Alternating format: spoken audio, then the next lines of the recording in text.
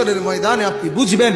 যদি বেলালকে জিজ্ঞাসা করেন, বেলাল ঈমানের দাম কত, বেলালকে বলবেন ঈমান কাকে বলে, তো হযরতে বেলাল বলবে উত্তপ্ত বালুর মধ্যে বুকে পাথর চাপা দিয়ে মরুভূমির রৌদ্রের মধ্যে পড়ে থাকাকে ঈমান বলে।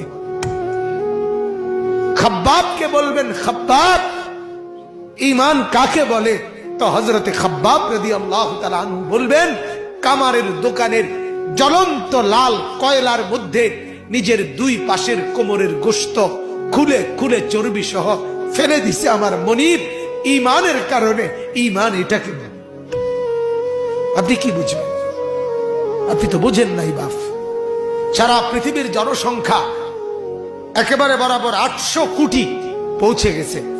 800 কোটি মানুষের মধ্যে 200 কোটি যদি ইমানদার হয়, মুসলমান হয়, তা এখনো তো এই মুহূর্তে 600 কোটি বেঈমান পড়ে আছে। তাহলে আপনি যদি সেই 600 কোটির মধ্যে হতেন, আমি যদি হতাম, কি হতো বাপ? মৃত্যু পর্যন্ত যদি কালেমার সন্ধান আমি না পেতাম, মৃত্যু পর্যন্ত যদি আমি মুমিনের পরিচয় না পেতাম, আমার অবস্থা কি হইতো? আমার কবর কি হতো? এজন্য এটার চাইতে দামি কোন সম্পদ আল্লাহর কসম দুনিয়া তার কিছু নেই। লা ইলাহা ইল্লাল্লাহ এই কালেমার সর্বনিম্ন দাম, সবচেয়ে কম মূল্য আল্লাহ যেটা দিবেন কালেমার, সেটা হলো 10 দুনিয়া বরাবর জান্নাত দান।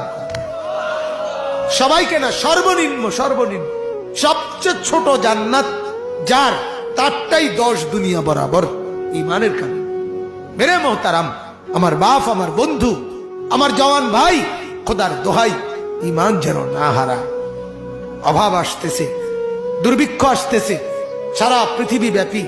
এটা পূর্বাভাস, আজ হোক কাল হোক, এই বছর হোক আর 10 বছর পরে হোক, পৃথিবীতে যখনই তীব্র অভাব লাগবে, দুর্ভিক্ষ লাগবে, তখনই রাসূলুল্লাহ সাল্লাল্লাহু আলাইহি ওয়াসাল্লাম বলেন দাজ্জাল আবির্ভাব হবে। দাজ্জাল বের হবে। আমি নিজ চোখে হাদিসে পড়ছি, আল্লাহর নবী বলেন 3 বছর লাগাতার দুর্ভিক্ষ হবে। ছেলেরা কথাটা মনোযোগ দিয়ে শোনেন ভাইয়া। 3য় বছরের দুর্ভিক্ষে নবীজি বলছেন আসমান থেকে 1 ফোঁটা বৃষ্টি হবে না, আসমান থেকে জমিন থেকে ফসল উঠবে না। এজন্য হাত ধরে বলি ভাইয়া, চতুর্দিকের এই দুর্ভিক্ষে অভাব, পেরেশানি আর অস্থিরতা, আজ হোক কাল হোক, এটা পূর্বাভাস। নবীজি বলছেন যখন অভাব তীব্র হবে, আসমান থেকে বৃষ্টি হবে না, জমিন থেকে ফসল উঠবে না, নবীজি বলেন তখন দাজ্জাল বের হবে। ওয়া মাআহু লাহমুন ওয়া খুবুজুন ওয়া নাহরুম মিন মাইন।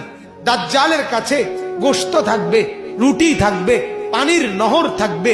দাজ্জাল বলবে তার বাহিনীরা, ইহুদিরা, দাজ্জালের বাহিনীরা, দাজ্জালের সাথে বেঈমানরা বলবে গোশত নাও, রুটি নাও, পানি নাও, বিনিময়ে ঈমান দিয়ে দাও, এরে খোদা মনে করো, এরে খোদা বানায় নাও। আরে বাপ, আমি কেমনে বললে বুঝতেন? আমার তো মন চায় পায়ে ধরে ধরে ছেলেদেরকে বলি, যুবকের হাতে ধরে ধরে বলি, রে বাপ, আল্লাহর দোহাই তোর এই উলঙ্গ ছবি দেখা, নাচ দেখা, মোবাইলের ছবি দেখা, জিনা আর বেবিচারের এই দৃশ্য গোটা দুনিয়ার মানুষকে কষ্ট দিবে বাপ। শুধু তুমি আযাবের কারণে কষ্ট পাবা না, বরং গোটা বনি আদম, গোটা মাখলুকাত, এমনকি গর্তের পিপিলিকা, এমনকি সাপ, বিচ্ছু, জন্তু জানোয়ার পর্যন্ত কষ্ট পাবে। সব অভাব লাগবে এই গুনার কারণ, গুনার কারণ, নাফরমানির কারণ। কোরআনুল কারীমের মধ্যে আল্লাহ তাআলা বলেন ওমা আসাবাকুম মিন মুসিবাতিন ফাবিমা কাসাবাত আইদিকুম। গুনাহের কারণে মুসিবত। যাহারাল ফাসাদু ফিল বাররি ওয়াল বাহর বিমা কাসাবাত আইদিন নাস। গুনাহের কারণে আমাদের মা আর বোনদের হাঁটা চলা দেখেন না বাপ, বাজার, মার্কেট, শপিং, রেস্তোরাঁ, কফি হাউস, ক্যাফে, বিনোদন কেন্দ্র, পার্ক, মা আর বোনদের পাগল হয়ে গেছে, পাগল, বেসামাল। এই অল্প কিছু মোল্লা মৌলভী, অল্প কিছু মসজিদ মাদ্রাসা, এগুলা যদি বুলডোজার দিয়া, এগুলা যদি ধ্বংস করে সমান করে দিতে পারত, তো এদেশের রাস্তায় রাস্তায় উলঙ্গ যুবক আর যুবতী জিনার ব্যভিচার করত। শুধু ঝামেলা এই মোল্লারা, এই মোল্লা এগুলা ঝামেলা, এগুলার কারণে পারে না, এটাই করতে। হ্যাঁ, সেদিন বেশি দূরে না, সেদিন বেশি দূরে না, রাত নাই দিন নাই, সারা রাত আপন মার ঘরে, বাবার ঘরে, যে ঘরে মা বাপ থাকে, সেই ঘরে নিজের ছেলে মেয়ে যদি সারা রাত উলঙ্গ ছবি দেখে, সে জাতি ধ্বংস হবার বেশি দিন আর নাই, বেশি দিন আর নাই। আমার বাপ, আমি বক্তা না, আমি কণ্ঠের জাদুকর না, আমি সুরওয়ালা কেউ না, আমি এক ফেরিওয়ালা, এক ফেরিওয়ালা আমি, যার কলিজা ভরা ব্যথা, অস্থিরতার পেরেশানি।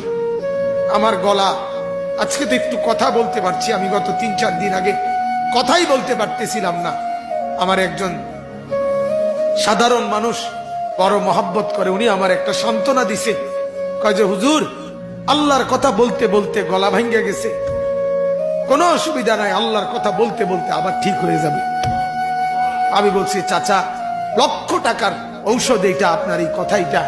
হ্যাঁ, মালিকের কথা বলতে বলতে কত মানুষ। তাহলে এই জন্য বাপ, হালাত কোথায় আমাদের? ইমানের কদরটুকু আমরা করলাম না ভাইয়া, ইমানের কদর করলাম। আমি যে মুসলমান, আজকে যুবক এটা পরিচয় দিতে চায় না, মাথার চুল থেকে পায়ের নখ দেখে বুঝার কোনো উপায় নাই, সে মুসলমানের বাচ্চা। কোনো উপায়, কোনো উপায় পরিচয় দিতে চাচ্ছেন। তার কথা হলো, আমার লজ্জা, আমি মুসলমান। এটা আমি যদি ইউরোপেও জন্ম নিতাম, আমি যদি আমেরিকায় জন্ম নিতাম, আমি যদি অস্ট্রেলিয়ায় জন্ম নিতাম, আমি যদি ইউরোপে তাইলে 24 ঘন্টা উলঙ্গ নারীর সাথে থাকতে পারতাম, তাহলে এটাই ছিল মজাদার। বলেন নাউজুবিল্লাহ। আমার বাপ, ইমান বড় দামি জিনিস। সাহাবায়ে কেরামের ছোট ছোট বাচ্চারা ইমানের মহব্বতে, ইমানের দাম দিতে গিয়ে আল্লাহর রাস্তায় যুদ্ধে, জিহাদে নিজের জীবন আগে কোরবান করে দিছে, কোরবান করে। হ্যাঁ, এজন্য এই অভাব, দুর্ভিক্ষ, এই পেরেশানি আমাদের উপরে মুসিবত, আমাদের ইমানের না কদরি। আমরা যে মুসলমান, এই কদর করলাম।